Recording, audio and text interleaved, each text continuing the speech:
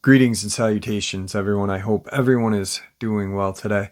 Today I have a horrifying subscriber submitted experience. Before we get into it though, couple links. As you know, I rely on Patreon, PayPal, channel membership, and the merch to help the channel to continue to grow and go. Links to Patreon, PayPal, and the membership are in the description below. Merch displayed directly under the video. Also, Dogman Frightening Encounters, Volume 1 through 3, the audiobook versions. They were written and researched by Tom Lyons, narrated and produced by me, Jeff Nadolny. Those audiobooks are available on Audible, Amazon, and iTunes, links to which are also in the description as well. And finally, last but definitely not least, if you'd really like to help support this channel to continue to grow and go, simply subscribe, does not cost you a cent. Click that like button, takes half a second. If you don't want to miss out on any of the informative uploads I put out daily, click that bell icon, and folks, please leave a comment. Why? Well, because all of these things, they really do help this channel to continue to grow and go, and folks, they do matter. Now, everyone, I have taken far too much of your time. Let's jump into today's upload, shall we?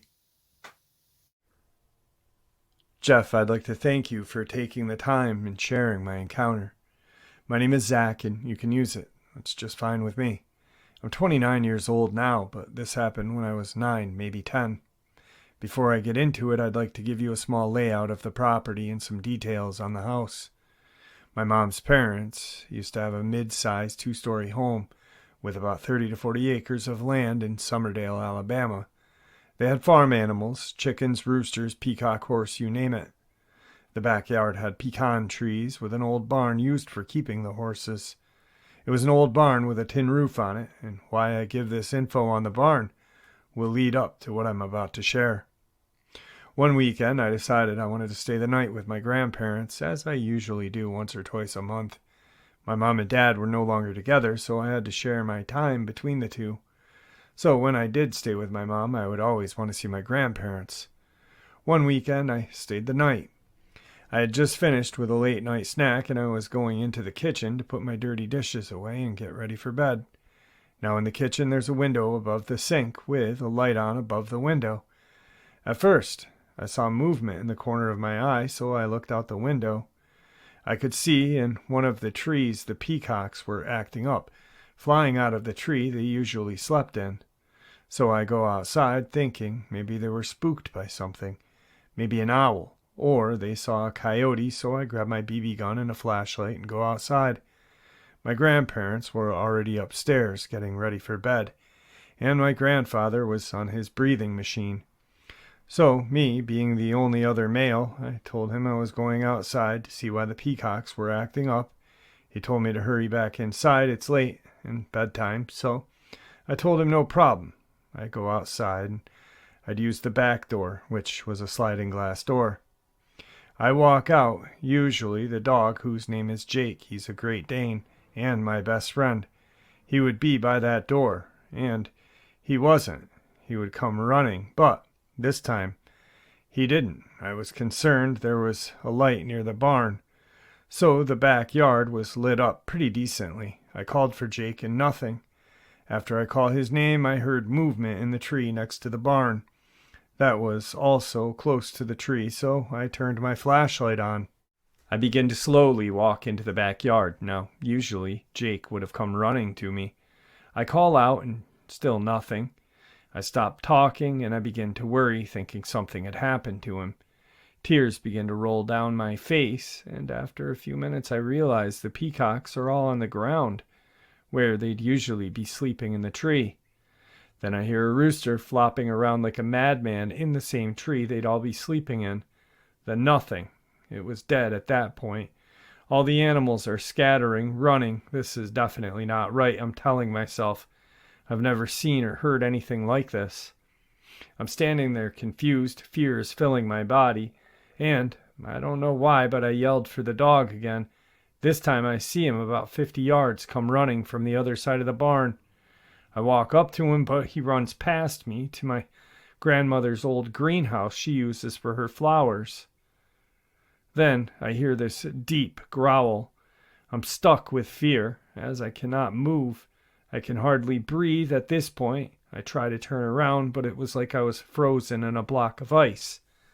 Flashlight, BB gun still in my hands. I cannot lift them. I couldn't understand what was going on. Finally, I'm able to turn. And I do, but when I turn around, I don't see anything. I turn my flashlight back on and look, and still nothing. Man, I'm tearing up as I'm typing this. So I keep looking, and then I hear a noise in the tree. I shine my light to see what was up there, and that's when I saw it. About 20 to 30 feet in the tree at first, all I saw was this white-gray hump.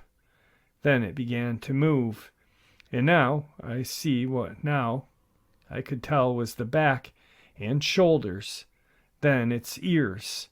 I'm freaking out. This thing is huge to be anything like a coyote. As it finishes, it turns and I see its face. If you've ever seen a werewolf or Fever Swamp on Goosebumps, this thing's face looked just like the werewolf's face in that. As I shine the light on it, it looks at me with these yellowish eyes. My body is stiff as a board, and I felt so empty on the inside. This thing lifted its left arm, and in its left hand it had one of the roosters already dead. It does this and continues to look at me. I'm shaking, and as I'm looking at it, my light goes out. That's when I snap out of it and begin to beat the light to come back on. As I do, I hear a growl once again, and I look up. I barely can see it. It begins to shift its body, completely facing me. I hit the light one more time against my thigh, and it came back on. I shine it back up on this thing, and it's looking at me with this grin on its face. Now, when I say grin, I mean the Grinch who stole Christmas grin. That's when I aim my BB gun. What made me do this, I don't know, but as soon as I do, this thing jumps from the tree onto the roof of the barn. It's a tin roof. When it landed, it sounded like someone dropped a load of bricks at once. Just a big, awful boom. Then it hits the ground, and at this point, there's nothing. I'm shining my light all around. I'm still frozen in fear. As I want to walk closer to look, but I can't. Then I hear this heavy breathing that turns into a growl. This growl, I felt like it was rattling my insides to pieces. I'm shining my light all around the barn, through the door, to the rooftops. I cannot see it, but that's when I shine it to the side of the barn that's straight in front of me, and that's when I see this thing's left hand and its left side of its face just looking back at me. Then it ducks back behind the barn. I begin to back up, knowing that this is not right. It cannot be real. As I begin to back away, it pops its head and hand out again. This time, it puts its hand on the barn, and then it completely steps from behind it, standing on two legs with this evil grin. I was so scared I began to cry aloud. No control. I had no control over my body. I couldn't move. I tried screaming, but my mouth just wouldn't open. That's when I see it lift its right arm and waves at me. I know nobody's going to believe this, but I swear on my family's lives it waved. As I'm seeing this wave, it just lays the dead rooster on the ground and then runs, still on two legs. After it ran off, I go inside and run to my room. My grandparents asked me what was wrong, and I told them I had seen a monster. They wouldn't have believed me if I told them really what I had seen. To this day, I've hardly told anyone, and the ones that I have told just blow me off, like a little kid being afraid of the dark. I hope this was easy to make out. I understand I'm not the best writer, and this is my first real time really telling it. It's been 20 years since this encounter, so thank you, Jeff. Hey, Jeff, it's Zach, and this is my second encounter. In Fruitdale, Alabama, my dad leases hunting property for hunting season, and on the hunting season of 2020, I decided to go in on the property with him. So I went and helped him get it ready for deer season. As a kid before my childhood encounter, I would go with him every season, help with the tractor, chop down limbs, put corn out, something my dad and I used to do to just enjoy wildlife that so many of us don't take time to enjoy and truly realize just how beautiful life really is. Well, on that day I went alone, and I wanted to check the property out since it was almost time to get prepped. I hop out of the truck and I walk probably a half a mile into the property. At this point, I'm kind of deep in the woods. The open area we used for hunting was probably 500 yards back or so, but I've always liked to walk further just to see how it is around where I hunt. Plus, the walks help with my anxiety. I was coming up the hill that was in the open and is made of red dirt. I ran up the hill and sat down on the red dirt hill. I began to just enjoy the fresh air, the sounds of birds.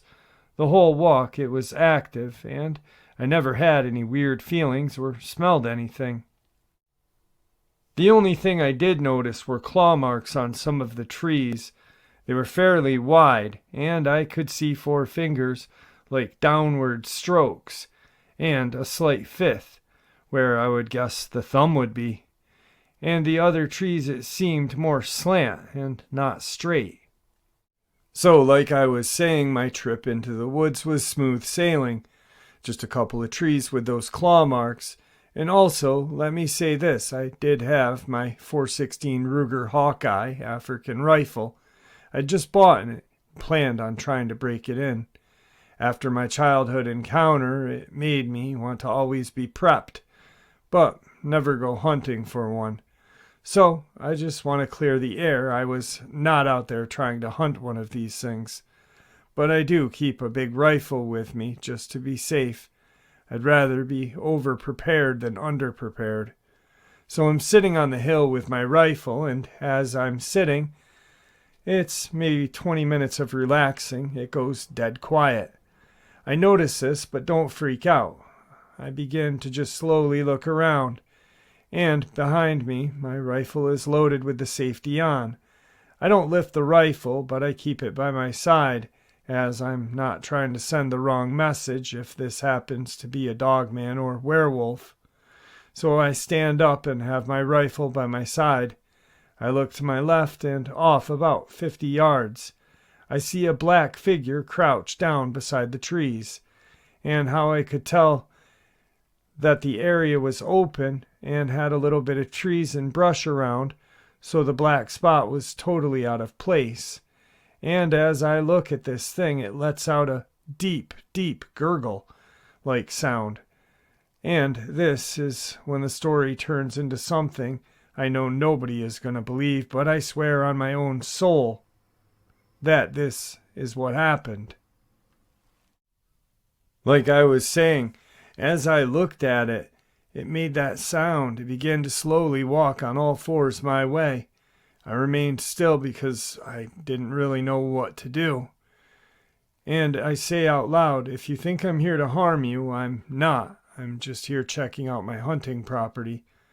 That's when it stops and crouches back down on its back legs. When I say legs, these were no dog legs. They looked more human-like, and I began to notice its yellow eyes. I first think werewolf. Then I saw no tail, but as this thing stops and crouches down, it tilts its head, and with a deep voice and serious look in its eyes, it says, "Why aren't you running?" Jeff, when I say my whole body went limp, it felt like even my soul left my body. That's how I felt. With a stutter, I replied, because I know about you and your kind, and I'm not here to harm you. I believe we can be at peace. It just looks at me and begins to sniff the air and tilts its head, and then straightens back and says to me, it says, "You have no fear of me." I think to myself and realize it can sense my emotions. I tell him if you wanted me dead, you would have killed me, and like I said before, if you don't try to harm me, I won't attempt to harm you, because I believe you want what we want, and that is to live and live without doing harm. I see one of your kind as a child, and for years I felt like it wanted to lure me with showing friendly intentions, but the older I got, I began to realize it could have killed me, just like you can right now. Jeff, I know this is a lot to hear, and probably find truth to, but I am dead serious. All of this happened. I don't troll, and I don't take this stuff as a joke. But after I said all of that, it stands up. And this thing is easily 8 feet tall. It stands and says, "Protect us," and then trotted back into the woods. My second encounter in 20 years, and each one had been harmless. I don't know if it's certain people or what, but I still cannot wrap my head around this last encounter. Zach's third email. Hey Jeff, I'd like to give you an update on everything that's been going on. Just so everyone knows, there's a lot to cover, and I'm typing this on my phone, so I apologize if anything gets left out. I'm shaking as I type this. So, just recently I had a run-in with that werewolf that I nicknamed Buddy, and found out that he could speak. Shortly after speaking to you, Jeff, on your show, it was about a week or two later that I started seeing less of Buddy. And then one day, nothing. I was a little nervous because I didn't know what happened. I was worried that he had turned against me, and now either planning on hunting me or who knows what. A few days go by and still nothing. Woods sound alive, and, well, I don't see any dead animals, and I don't smell anything. I don't see prints. It was like Buddy was never around. I leave and come back the next day, the same thing. Everything is normal. I make my way around my truck to get supplies out and begin making my way to the hunting spots, to begin setting up stands to hunt out of. My dad and I build them, and once we build them, we bring them out and set them up on this day. I was alone, and I drove my truck to the spot and backed the truck up to the post holes. That way I could drop them right in with the truck helping me hold the stand up. After about 20 minutes of hell getting it out and set up in the holes, I sit on the tailgate of my truck to catch a breath. Sitting there, sweating and chugging water like there's no tomorrow, I notice how quiet it is, and I look around. I don't see or hear anything. Based off my previous experience, I was thinking, okay, maybe he's back. I look around with caution. I didn't have my .416 with me this time. All I had was my AR-15. Because of how crazy things have gotten in the world, I only had it for safety reasons. But, as I was saying, I was looking around and couldn't see anything. That's when I gradually began to smell a strong odor of dead animal, wet dog. Now I know what people mean by what that odor smells like because it's bad. But as I said, I smelt that odor and kept looking around. I couldn't see anything or hear anything, but then it dawned on me that people said Dogman have a smell. And right when that thought is in my head, I hear a faint growl noise coming from my rear.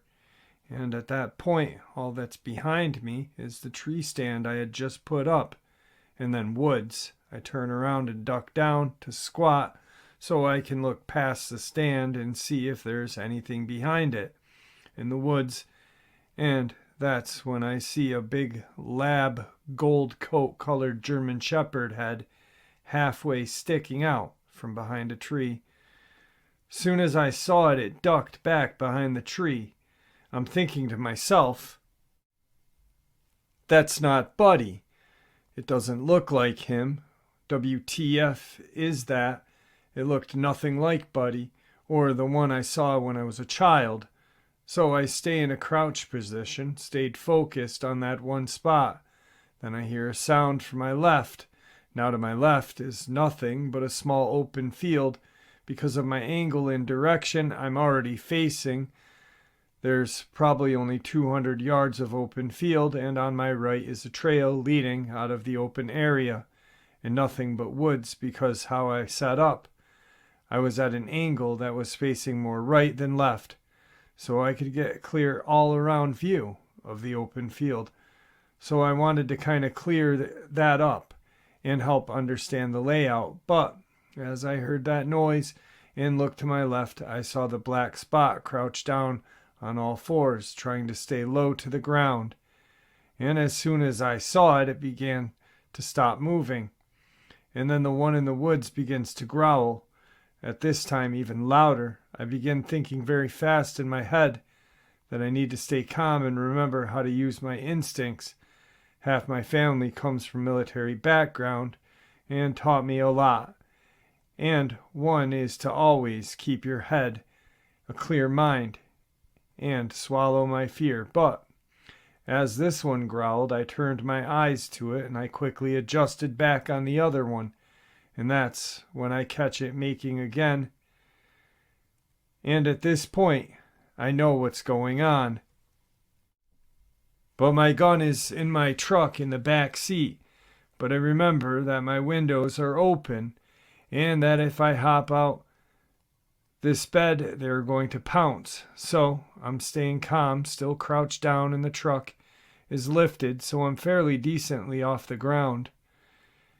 So it would take me 1 or 2 extra seconds if I hopped down, and I knew that I couldn't waste a second. If I'm going to make a move at this moment, I knew it was going to take the training I've been given and have taught myself.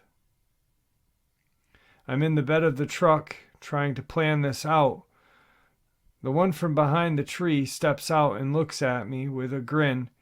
It seems we are 25 yards apart.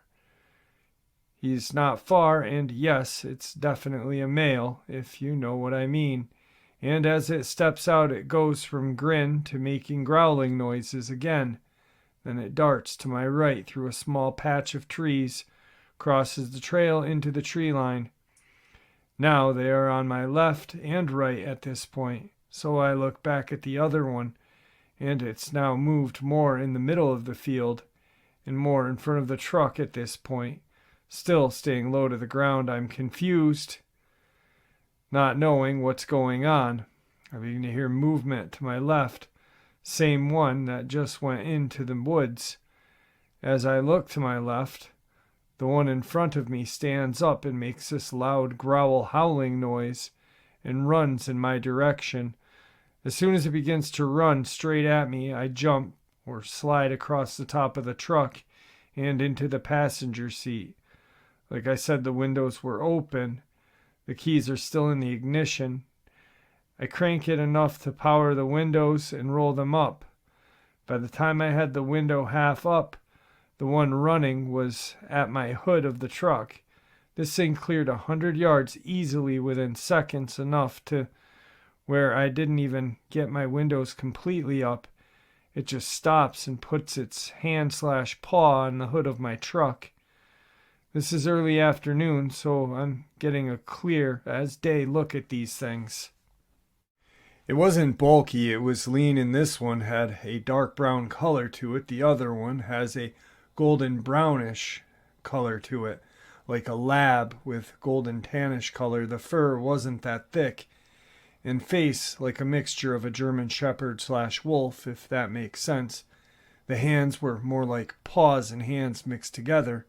As it stood there, it started sniffing the air and looking around. Then it turns its head to its right, which is my left, and there comes the other one walking on all fours. I look down onto the floorboard and grab my AR, look back up. And as soon as I look up, it's looking at me. And the look in its eyes are like, I don't know what you just did, but I'm not about to find out. That's when I pull the charging handle, and as soon as I do that, it growls and hauls ass to the passenger side window. It shoves its face into the window, and as soon as that one did that, the other one comes from behind and smacks the quarter window and sends cracks all through it. And one in the front of me raises its arms to swing at my window. That's when I let 2 shots off into this thing. I hit it because it let out this god-awful scream yelp sound. The other one must have run, because once I turned back around, it was gone. Jeff, I don't know, but all this started as soon as Buddy left, and I don't know where my friend is, but I want him back. I just hope Buddy wasn't trying to ask me for help when he said, "Protect us." Remember me telling you about that? What if Buddy was asking me for help, werewolf or not? I've always believed they need our help too. Since then, I haven't been back to the property, but recently I was at a gas station not too far from the property. And while I was getting a drink, I noticed an older native gentleman. He would always stare at me, not creepy looking really, but would just have this smile on his face. He finishes getting his stuff and goes to the checkout, and I finish what I'm getting and make my way to the line to check out. The whole time I'm feeling like I know him, like I've seen him before. He goes to walk out and turns his head, then does this tilt-like thing you do when you're saying hello with your head, but with a grin or smile. I pay for my stuff and make my way to my truck. Now, just to make it clear, this has been 3 weeks after that Dogman nightmare and 4 weeks since I've seen Buddy. But as I was going back to the truck, I saw the older gentleman getting into his truck. And when I saw him getting in, I noticed a totem wolf symbol around his neck. I don't know what happened, but I got a big flood of curiosity and had to ask him if he knew anything or had seen anything. As I walk up to him, I notice that he has a wolf in his truck with him, a beautiful timber wolf. He sees me walking up and I wave and say hello. He says, "Hello, young man," and I introduce myself to him. He looks at me and goes with a giggle, says, "You can call me Chief." And I asked, "Chief, you believe in what some call werewolves or some call Dogman?" He looks at me and says, "You don't, you boy?" And I said, "Yes, that I believe. Not all are evil or mean harm." He smiles and says, "You have been welcomed, haven't you?" I ask what he means, and he says, "The spirit of the wolf is a pure thing. Those who are pure at heart find peace with the guardians of the land. Some are guardians, while some walk as damned upon our lands." My body goes numbed. I'm floored. I think I've found all my answers I've been looking for. I tell him not long ago that I came across a werewolf and it spoke to me. It said, "Protect us," but lately I have not seen him since. I told him everything that went on between me and Buddy, and he tells me, "You are pure at heart and have the spirit of the wolf." He's rubbing his wolf totem on his necklace. "You are one with." Jeff, there's a lot more I have to share with you. This is not all. There's way more. After that, I went to the native's home, and he had shared so much with me, and I think I found the truth to a lot of questions when it comes to the Dogman/werewolf. I'm going to share more with you and everyone who wants answers as well. I'm speaking more with him sometime soon, but till then, I do have a lot to share with you. Zach's next email a couple of months after the last one. Jeff, 2 weeks ago, I decided to hit up a friend who I hadn't seen in a while. I give him a call and ask how he's doing. I say, "Do you have any time to hang out?" He says, "Sure, head over." I pull up, get out, we shake hands, walk into his house, sit down, and begin to chit-chat with one another. Oh yeah, this isn't far from my hunting property. He asks if I want a cold one. I say, "You know I really don't drink." He says, "Yeah, you still don't care for the old cold ones, do you?" Note the partying days drained me. He laughs and says, "You were known to party back in the day." So we BS around. We walk out into his backyard. He has a big backyard, at least 200 yards, just going straight back, and probably over 50 yards wide. Off to the right, when walking out his back door, about 40 yards, is his workshop. And then to the left of it, further down, is his barn. It's about mid-size, nothing big, just enough room for a few horses, which he only has one, and further down at the end of his yard is where he has it fenced off, where he keeps his horse when he lets him out. The reason why I give all of this info on his yard is to help you imagine the layout of this property when I share this next experience I'm going to share. So we're on his back porch, and his Great Dane named Rebel, beautiful, huge, We're hanging out on the porch, and he asks me if I mind if he lets Rebel out because he was at the back screen door, wanting to be let out. I tell him sure. So he lets Rebel out, and he does his normal thing, runs into the yard, does his business. We're still standing there talking, and that's when his dog is frozen in place, looking down towards the end of the yard where his horse is, and begins to bark, and my friend's name I'm not going to give out for privacy reasons, but we'll just call him Joe. I said, Joe, what do you have around here that's got Rebel all hyped? Usually Rebel's chilled and not hyped. He tells me he had to run off a coyote the other day, or a few of them, and I go, coyotes? Since when?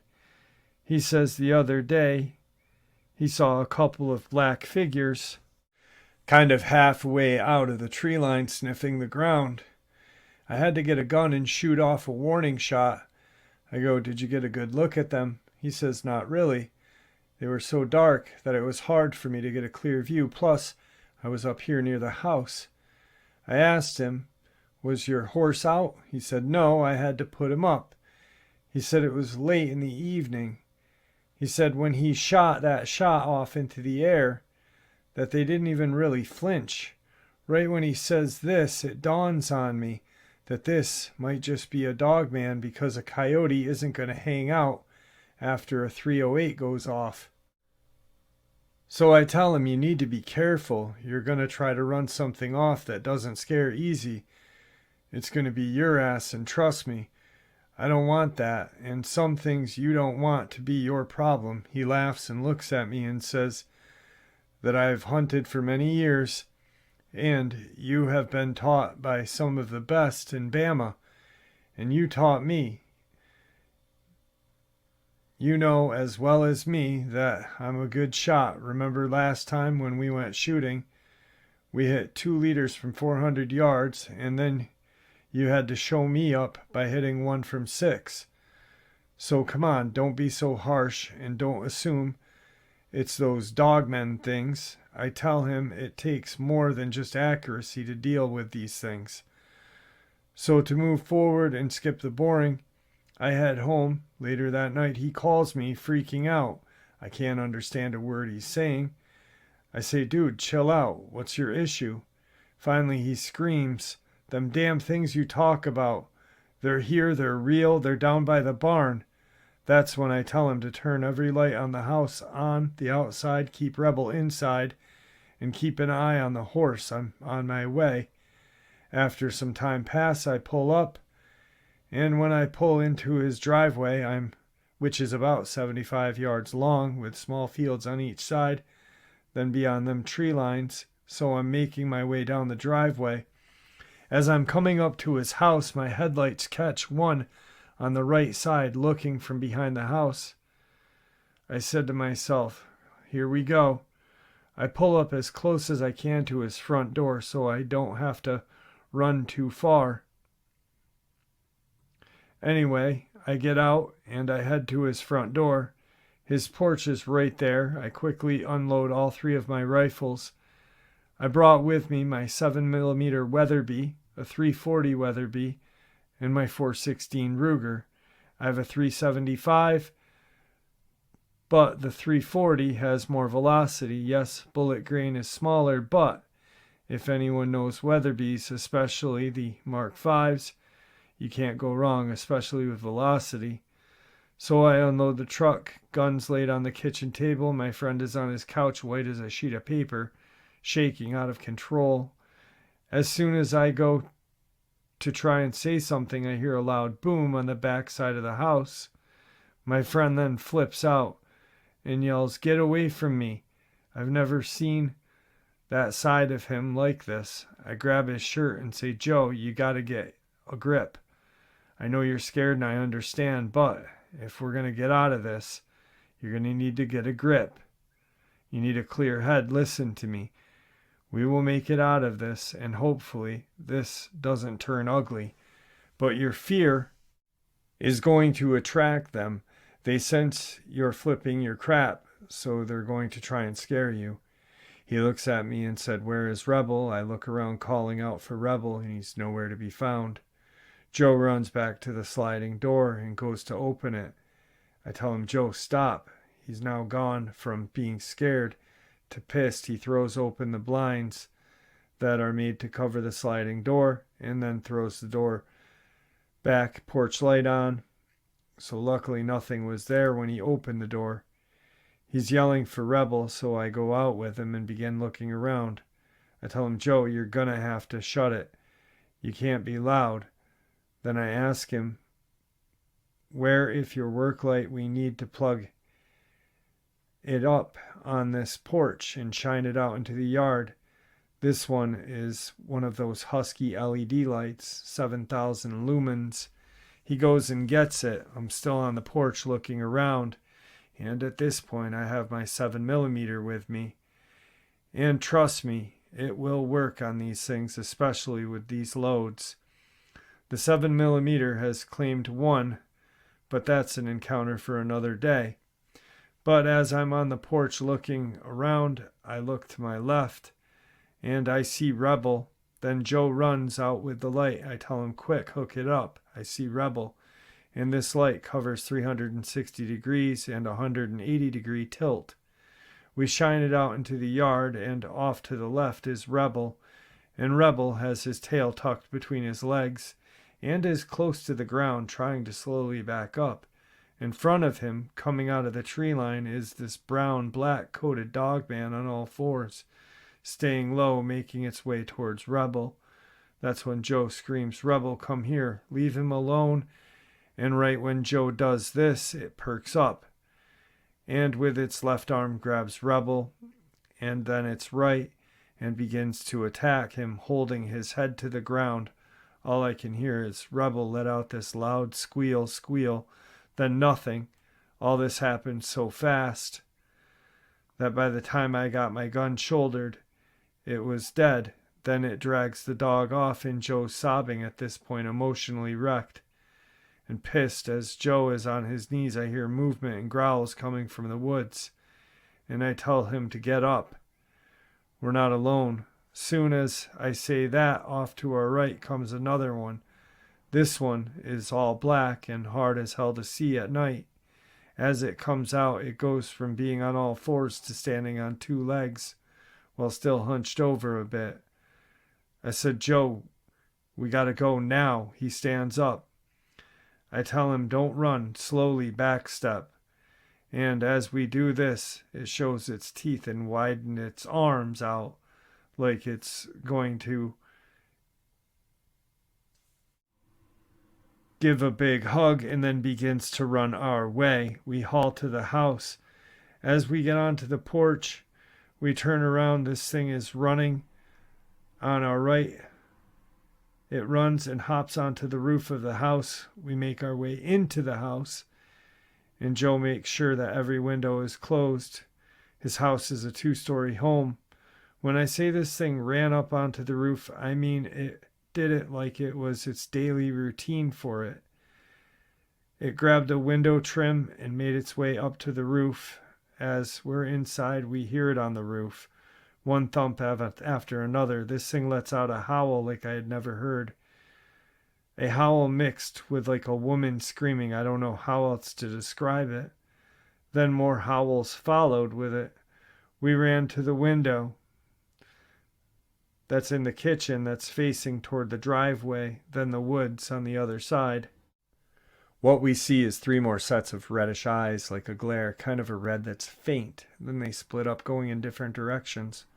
One's behind the house, and 2 in front. As this happens, I tell Joe, "Grab one of the guns. They're trying to flank us.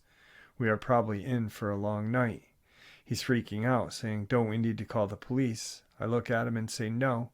Just listen to me and we'll get through this. Just remember, aim for the head and neck area. Don't shoot unless you have to. Make every shot count." As we were sitting in the living room, we began to hear banging on all sides of the house, and the one on the roof runs its way back to the side of the house. According to the sounds from the roof, I catch a dark shadow move past the window in the living room. Then the doorknob begins to move. And guess what?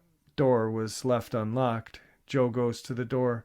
The door begins to open, and as it opens, I run and dive into the door and slam it shut, because the door got open a quarter of the way, and I said the whole right side of that thing.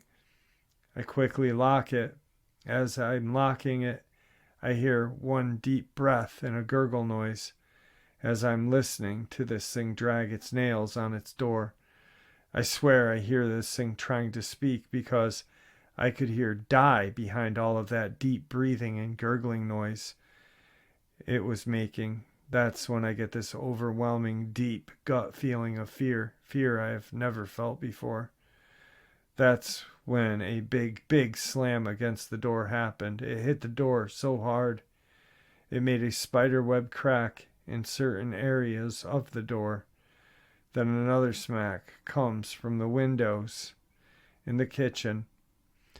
And when Joe runs to the window and opens the blind, the brown one is there, face in the window. And out of fear, Joe aims the gun, and I yell, "Joe, don't!" But before I knew it, he fires the gun, and all I hear is this yell, howl, like no kind of sound I had ever heard. "Joe, what's wrong with you?" Now, thanks to Joe, there's a hole in the window, and I'm waiting for them to come in. We're as good as dead, I think. I grab my flashlight and shine it out the window. I hear the one that Joe hit gasping for air. I make my way to the window and I look out. 15 to 20 yards is the Dogman slowly making its way back into the woods, with the others right there with it. The others look back up with pure evil at this point. I knew we were going to die. My ears are ringing badly. I can't focus. And as they are looking at him, one grabs the dying one, and the other two begin to make their way towards us. I take aim at one with my 7mm and shoot it dead in its left eye, and it drops. The other one runs off to the back of the house, down the yard, and off into the woods. That makes Dogman number 2 with my 7mm. Don't think for a second I'm proud of this, because I'm not. If anyone thinks I'm going to take a picture of all of this, you are mistaken. So agents, if you are hearing this, there is no recordings or pictures taken, but I will say this. If your rats don't get taken care of, then I sure won't mind cleaning up your mess. The ones that I killed I set on fire. Jeff, I want to thank you for sharing my experiences. I will contact you very soon and share all of these experiences on your channel as an interview. Many blessings, brother. I will be in touch soon. God bless. All right, guys. I have never heard from Zach since. I wanted to hear from him. I wanted him on the show, and never heard from him again. Sent him an email, sent him a text, called his phone. His phone was off. Very, very crazy. I really do hope that he is okay. But, yeah, I don't know. I don't know how to explain it. Anyway, guys, with that being said, thank you for supporting this channel. Your support is truly what makes this channel special. You guys in the comment section, the community you guys have created there is amazing. It also is what continues to make this channel grow and go. So thank you.